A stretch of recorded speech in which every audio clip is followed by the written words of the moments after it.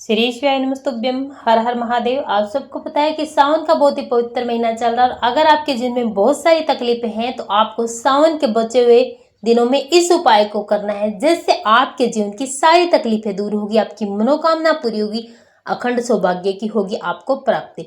शिव पुराण का ये उपाय आपके जीवन को बदल के रख देगा। प्रदीप मिश्रा जी के इस उपाय से होगी आपकी सारी मनोकामनाएं पूरी। आज की वीडियो में हम पूज्य गुरु जी द्वारा बताए गए ऐसे 4 महाउपायों के बारे में बात करने वाले हैं। जो चौथा उपाय बहुत ही विशेष है और आपको इस उपाय को जरूर करना चाहिए। पूज्य गुरुदेव जी की कथा से सुन करके समझ करके आपको समझाने का पूरा प्रयास करूंगा।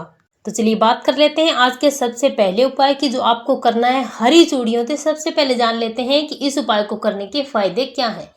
अगर आपकी कोई मनोकामनाएं जो पूरी नहीं हो पा रही है, माताएं बहनें हैं जिनके जीवन में कुछ भी अच्छा नहीं हो पा रहा है, सुख और समृद्धि नहीं है, वो अखंड सौभाग्य की प्राप्ति चाहती हैं।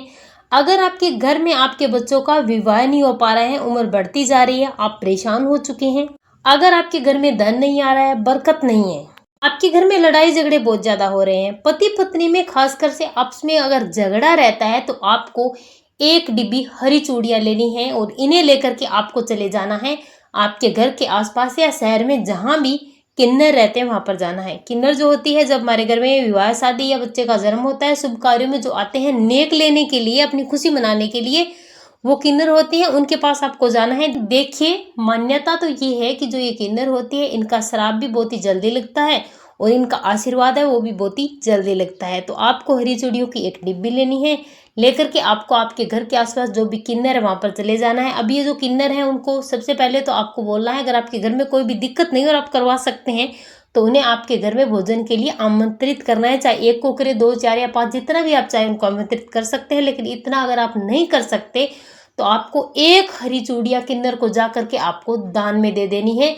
और उनका आपको लेना है आशीर्वाद। आपको उनसे कहना कुछ नहीं है, मन ही मन आपको अपनी मनोकामना है उसे रखना है और आपको उनका आशीर्वाद लेना है। अगर वो आपको 1 रुपए का सिक्का निकाल कर देते हैं तो आपको इस सिक्के को लाल कपड़े में ला करके अपने घर की तिजोरी में रख देना। अगर नहीं भी देते हैं तो आपको सिर्फ आशीर्वाद लेना है। ऐसा माना जाता है कि जब किन्नर को आप 1 डिब्बी हरी चूड़ियां सावन के महीने में देते हैं या फिर वर्ष के किसी भी बुधवार के दिन देते हैं, तो इनका आशीर्वाद आपको इतना लगता है कि आपके जीवन में जो भी परेशानियां आ रही है वो दूर हो जाती है और महिलाओं को अखंड सौभाग्य की प्राप्ति होती है। उनके जीवन में कभी दुख नहीं आता और जिन लोगों का विवाह नहीं हो पा रहा है, वो अगर इस उपाय को करते हैं तो उनके विवाह के योग बहुत ही जल्दी बन जाते हैं। आप चाहें तो किन्नर को 1 से ज्यादा भी हरी चूड़ियां दे सकते हैं, जितनी भी है उतनी आप डिब्बी दे सकते हैं, लेकिन 1 डिब्बी कम से कम देने की कोशिश आप करें, क्योंकि सावन मास में हरी चूड़ियों का दान का बहुत ही विशेष महत्व है। ये था हमारा पहला उपाय। चलिए अब बात करते हैं पूज्य गुरु जी द्वारा बताए गए आज के दूसरे उपाय की, जो आपको सावन के बचे हुए दिनों में जरूर करना चाहिए। सबसे पहले जान लेते हैं इस उपाय के फायदे क्या हैं। इस उपाय का सिर्फ एक ही फायदा है। अगर आपके घर में क्लेश बहुत ज्यादा है, चाहे पति पत्नी में हो, चाहे घर में आपस में किसी भी सदस्य में अगर लड़ाई झगड़ा बहुत ज्यादा हो रहा है, सुख समृद्धि आपके घर में नहीं है, तो आपको लेना है मात्र 1 बूंद शहद और इसी के साथ आपको लेनी है 1 बेलपत्री। इससे ज्यादा आपको कुछ भी नहीं लेना है। इस बेलपत्री की जो तीनों पत्तियों के बीच का जो मिलन वाला स्थान होता है, उस डंडी पर आपको जैसा स्क्रीन पर दिखाया जा रहा है, इस स्थान पर आपको 1 शहद की बिंदी लगा देनी है और इस पत्ते को उठाना है, चले जाना है आपके घर के आसपास जहां भी बेलपत्री का वृक्ष है वहां जाना है। इस बेलपत्री के वृक्ष के नीचे आपको सबसे पहले 1 लोटा जल श्री शिवाय नमस्तुभ्यं मंत्र का जाप करते हुए समर्पित कर देना है और जल समर्पित करने के बाद आपको ये 1 बेलपत्री का पत्ता बेलपत्री के वृक्ष के नीचे ही आपको जड़ के पास समर्पित कर देना है। समर्पित करते इसमें आपको उस व्यक्ति का नाम और गोत्र बोलना है जो 2 लोग आपस में झगड़ रहे हैं। अपने परिवार के लिए कर रहे हैं तो आप अपने परिवार का नाम और गोत्र बोल दीजिए और मात्र इतना करने के बाद आपको अपने घर आ जाना है। अगर आपने पूज्य गुरु जी की कथा सुनी होगी तो उन्होंने अपनी कथा में कई बार इस उपाय को बताया है कि अगर आपको अपने घर में कलह क्लेश को शांत करना है, दूर करना है, तो आपको बेलपत्री के वृक्ष के नीचे बेलपत्री का ही पत्ता समर्पित कर देना चाहिए। और चलिए बात करते हैं आज के तीसरे उपाय की, जो आपको करना है धन संपदा की प्राप्ति के लिए। अगर आपके घर में धन नहीं आ रहा है, व्यापार नहीं चलता, कारोबार नहीं चलता, तो आपको मात्र पीले चंदन की 7 बिंदी वाला उपाय जरूर करना चाहिए। धन के साथ साथ अगर आपके जीवन में परेशानियां हैं, कोई भी समाधान नहीं मिल पा रहा है, तो आप इस उपाय को जरूर करें। बहुत ही विशेष और महत्वपूर्ण उपाय, और पूज्य गुरु ने अभी की अपनी पिछली कथा में इस उपाय को बताया था, बिल्कुल नया उपाय है। इस उपाय के लिए आपको लेना है पीला चंदन, एक लेनी है बेलपत्री, तांबे के पात्र में जल भरना है, लेकर चले जाना है महादेव के मंदिर में शिवलिंग के पास, उत्तर दिशा की तरफ आपको अपना मुख कर लेना है। सबसे पहले 1 लोटा जल महादेव की शिवलिंग पर श्री शिवाय नमस्तुभ्यं मंत्र का जाप करते हुए आपको समर्पित कर देना है। जल समर्पित करने के बाद जो पीला चंदन है उसकी आपको एक पेस्ट बना लेना है गाढ़ा सा। अब आपको महादेव की शिवलिंग पर आपको ये टिक्की लगानी है, लेकिन इन बिंदी को लगाते इसमें आपको नियम का विशेष ध्यान रखना है, क्रम वाइज आपको लगाना है। सबसे पहली बिंदी आपको महादेव के शिवलिंग के ठीक ऊपर लगानी है, श्री शिवाय नमस्तुभ्यं मंत्र का जाप करना है। दूसरी टिक्की आपको लगानी है महादेव की शिवलिंग के सामने जहाँ त्रिपुंड बना होता है वहां लगानी है, श्री शिवाय नमस्तुभ्यं मंत्र बोलना है। तीसरी बिंदी आपको जहाँ शिवलिंग के ठीक सामने त्रिपुंड के ठीक नीचे जहां पर माता रानी का अस्तकमल है, सामने आपको इस बिंदी को लगाना है। ध्यान रखना साइड में आपको अस्तकमल पर बिंदी नहीं लगानी है, बिल्कुल सामने लगाना है। और इसके बाद आपको ये चौथी बिंदी जो लगानी है वो लगानी है माता शोक सुंदरी के स्थान पर।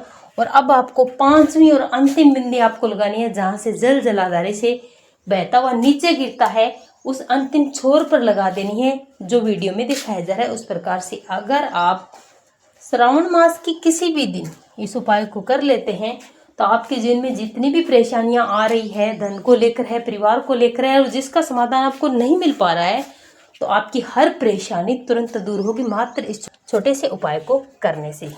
और चलिए अब बात करते हैं आज के चौथे उपाय की। हमने बताया था कि बहुत ही विशेष है, तो इसे जान लीजिए। ये उपाय सिर्फ और सिर्फ धन संपदा की प्राप्ति के लिए। आप लोग जो भी काम करते हैं, भागादौड़ी करते हैं, कथाओं में ज्यादातर लोग जाते हैं अपनी समस्याओं को दूर करने के लिए, धन से संबंधित जुड़ी जो समस्या है और जिन बीमारियों में धन ज्यादा खर्च होता जा रहा है और धन आ नहीं रहा है। सबसे ज्यादा लोग बाहर नौकरी करने के लिए जाते हैं, धन के लिए बार बार बच्चे कोशिश करते हैं एग्जाम में टॉप आने के लिए ताकि अच्छी नौकरी लग सके।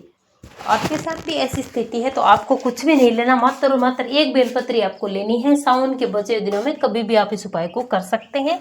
लेकर चले जाना है महादेव के मंदिर में शिवलिंग के पास, उत्तर दिशा की तरफ आपको अपना मुख कर लेना है। अब आप जल समर्पित करना चाहते हैं, पूजा पाठ जो भी करना चाहते हैं आप कर लीजिए। और इस बेलपत्री को शिवलिंग की विशेष 3 जगह पर आपको छुआकर इस उपाय को करना है। सबसे पहले मां शोक सुंदरी के स्थान पर इस बेलपत्री को छुआना है, श्री शिवाय नमस्तुभ्यं मंत्र बोलना है। यहाँ पर इस बेलपत्री को छोड़ना नहीं है, सिर्फ छुआना है, यहाँ से उठाना है, माता रानी के हस्तकमल पर छुआना है, श्री शिवाय नमस्तुभ्यं मंत्र बोलना है। और यहाँ से उठा करके आपको महादेव की शिवलिंग पर अपनी जो भी मनोकामना है धन से संबंधित, उस मनोकामना को करते हुए अपार की अपनी जो भी मनोकामना है उसे महादेव से बोलते अपना नाम और गोत्र बोल करके इस बेलपत्री को महादेव के शिवलिंग पर आपको समर्पित कर देना है। पूज्य गुरु जी कहते हैं कि जो भी व्यक्ति सावन के महीने में किसी भी दिन एक बेलपत्री 3 जगह छुआ करके महादेव के शिवलिंग पर समर्पित करता है, अपनी मनोकामना बोल देता है, उसकी मनोकामना महादेव पूरी जरूर करते हैं जो धन से संबंधित है। उसके जीवन में इतना धन आता है कि उसे अपने जीवन में पीछे मुड़कर देखने की जरूरत नहीं पड़ती। श्री